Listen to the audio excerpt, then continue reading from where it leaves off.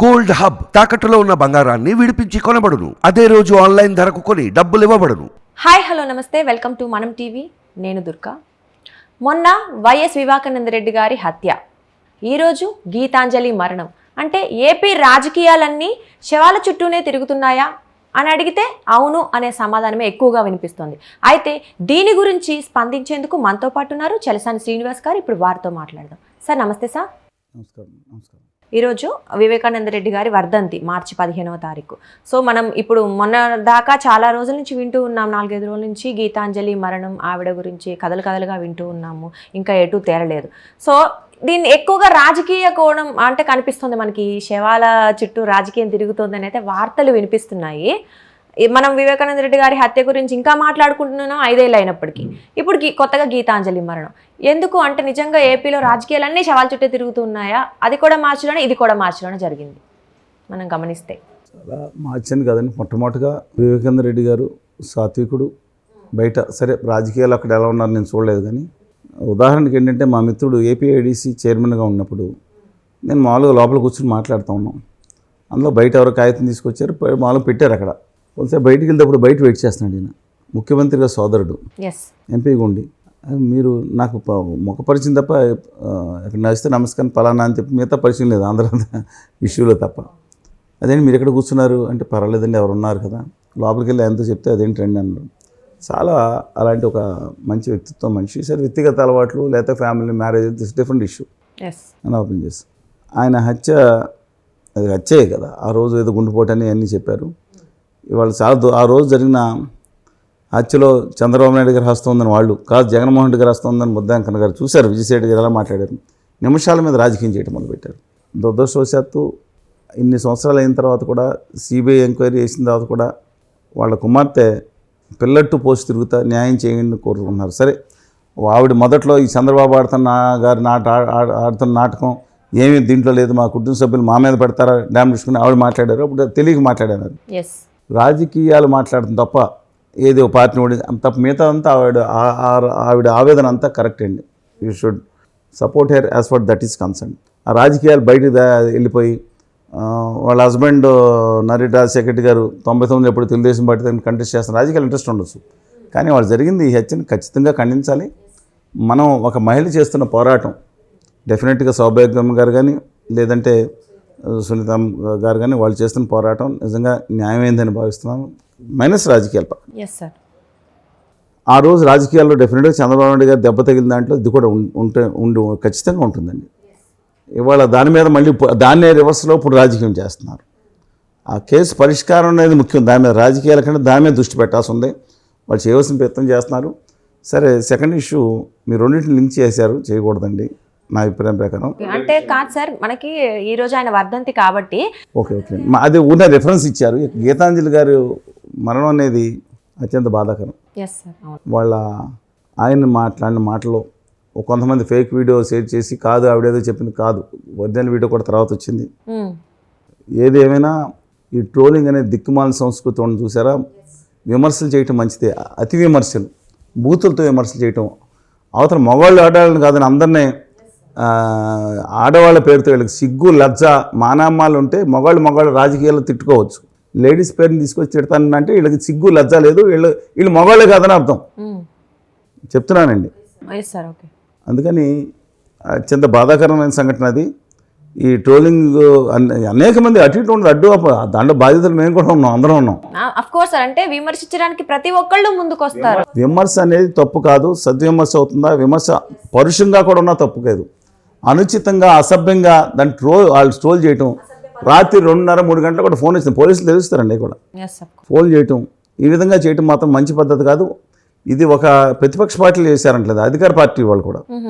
రాత్రి అమరావతి ఇష్యూలో నాకు 1 గంట 2 గంటలకు ఫోన్ చేసి చంపుతామని ఫోన్ చేసి బెదిరించడం, ఇవన్నిటి మీద పాలకొల్లో 2020 జనవరి 17 దాన్ని పోలీస్ కేసు పెట్టాను. అధికార పార్టీ వాళ్ళు చేస్తే ఆ రఘురామకృష్ణరాజు గారికి మెసేజ్ కూడా పంపించాను వాట్సాప్లో, అప్పటికీ ఉంటుంది. ఆయన మా ఎంపీ గారు కూడా పాపం ఆయన చర్య తీసుకోలేదు, ఎందుకనో ఒక లెటర్ రాసినా బాగుండేది శ్రీనివాస్ గారని. ఆయనకి బాధ వచ్చినప్పుడు మేమందరం అది తప్పు, ఆయన మీద జరిగిన దాడి తప్పు అన్నాం. నాయకులు వైపు ఇబ్బంది వచ్చినప్పుడు జనం రావాలి, జనాలకు ఇబ్బంది జరిగినప్పుడు లేదా స్వతంత్రులు ఇబ్బంది అన్నప్పుడు నాయకులు రారనమాట కొంతమంది. సార్ ఆయన గురించి ఒక్కళ్ళే అంటలేదు, మిగతా చోట్ల కూడా. ఓకే. ఇవాళ ఈ ట్రోలింగ్ చేసే బ్యాచ్ని డెఫినెట్గా స్టర్న్ యాక్షన్ తీసుకోవాలి.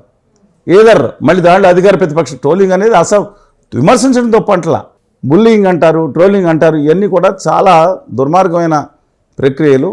ఇవాళ విమర్శ చేయండి, సద్విమర్శ చేయండి, నిర్మాణాత్మక విమర్శ చేయండి. అది కూడా వాళ్ళు స్పందించకపోతే గట్టి పరుషమైన విమర్శ చేయండి. వ్యక్తిగతాల్లోకి వెళ్ళటం, ఇవాళ దిక్కుమాల కొంతమంది ఈ యూట్యూబ్ ఛానల్స్ పెట్టుకున్నారు, ఇండివిజువల్స్ జర్నలిస్ట్ అని పేరు పెట్టుకుంటారు. వాళ్ళు తప్పులేదు, 24 గంటలు దాని మీద ఇన్కమ్ రావాలి, దాంట్లో కూడా తప్పులేదు, వాళ్ళ ఇష్టమే. వీళ్ళకేం పని పాట లేకుండా అవతల వాళ్ళ విధానాలను విమర్శించవచ్చు.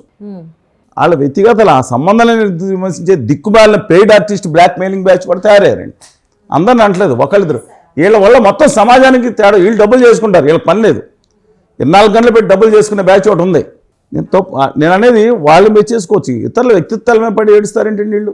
అవును, ఈ మధ్య కాలంలో ఎక్కువగా వింటున్నాం మనము. అంటే చాలా మంది బాధపడుతున్నారు. వాళ్ళు జర్నలిస్ట్ అని పేరు ఎందుకని పెట్టుకుంటారు? నేను అందరి మీద హైయెస్ట్ రెస్పెక్ట్స్. వాళ్ళ పరువు తీయొద్దు అంటున్నాను. ఎస్ సార్, అవును. వీళ్ళ డబ్బుల కోసం వీళ్ళు చేసుకోమనండి. అలాగే కొన్ని నేను తమ్నైల్స్ చూశాను. రాఘవేంద్రరావు గారి డైరెక్టర్ రాఘవేంద్రరావు గారి తల్లి ఏదో అని రాశారు. తీర చూస్తే అసలు వాళ్ళ తల్లిగారి గురించి కాదు, వాళ్ళ నాన్నగారు వేరే ఆవిడ చేసుకుంటే ఆవిడ బొంబాయికి వెళ్ళిపోతే వాళ్ళ తల్లిగారిని రాశారు. నేను మాట్లాడుకున్నాం, ఏ టాప్ ఇది కూడా తప్పు కదండి, వ్యక్తిత్వ హననం కదా. మ్యాటర్కి సంబంధం ఉండట్లేదు లోపల. అలా మామూలుగా ఇప్పుడు ఒక హైప్ కోసం ఒకటి పెట్టుకోవచ్చు, మిగతా వాళ్ళ మనసులు ఎంత బాధపడతాయి. ఇదే వీళ్ళ కుటుంబాలకు వస్తే వీళ్ళు ఎంత బాధపడతారు, తమ్ముళ్ళు పెట్టే వాళ్ళు బాధపడరా? ఎస్ సార్, అదే ఎవరు ఆలోచించట్లేదు. అది అందుకని నేను 2-3 విషయాలు చెప్తున్నాను. ఈ రాజకీయాలకు వచ్చిన తర్వాత పేటీఎం బ్యాచ్లు వీళ్ళు అవతలాన్ని 50,000, 20,000, 10,000 వాళ్ళు షేర్లు చేసుకుంటా ఒక కాన్సన్ట్రేషన్ చేసి చేయటం, మహిళల్ని బూతులు మాటలు తిట్టడం, అందరూ కూడా అంత స్ట్రాంగ్. ఇంకొక ఆయన వచ్చి అంటారు, అలాంటప్పుడు అసలు సోషల్ మీడియాలో ఆ అమ్మాయి ఏం చెప్పిందని గీతాంజలి సంతోషంగా ఆనందంగా చెప్తే వాళ్ళు ఎవడు రమ్మన్నాడు, ఎవడు పెట్టుకోమన్నాడు అని ఇంకొకళ్ళు. వీళ్ళు సోషల్ మీడియా కోసం పాటుపడే వీళ్ళు అంత గొప్పవాళ్ళు అనుకుని భావిస్తారు కదా వీళ్ళు. వాళ్ళు ఎందుకు మాట్లాడాలి అలాగా? నాకు అర్థం కావట్లేదండి అసలు. రాకూడదు.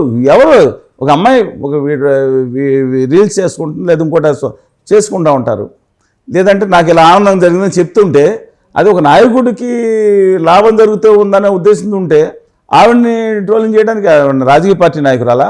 అవును, అంటే అదే మా సామాన్య ప్రజల్ని కూడా దీనికి చాలా ఎవరన్నా స్వతంత్ర వ్యక్తిత్వం ఉన్న వాళ్ళు చంపేస్తుందండి వీళ్ళు. ఈ దిక్కుమాల రాజకీయ నాయకుల వీరాభిమానుల సైకో ఫ్యాన్సీ బ్యాచ్ ఇది.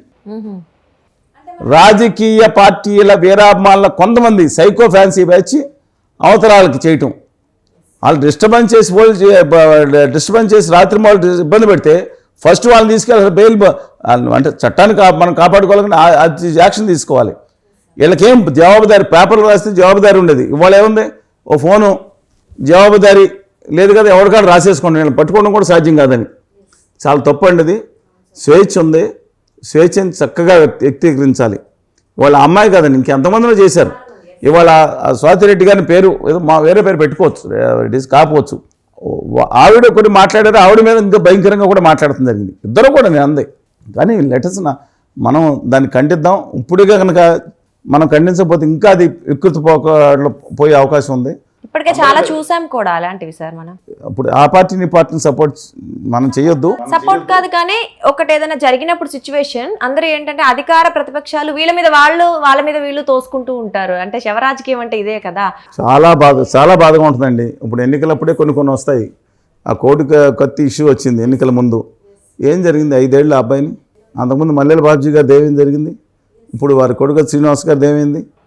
దళితులు ఎందుకు బలవుతున్నారు? People should understand this. Definitely. But their selfish needs, they're going to utilize everybody for the sake of their power, their money.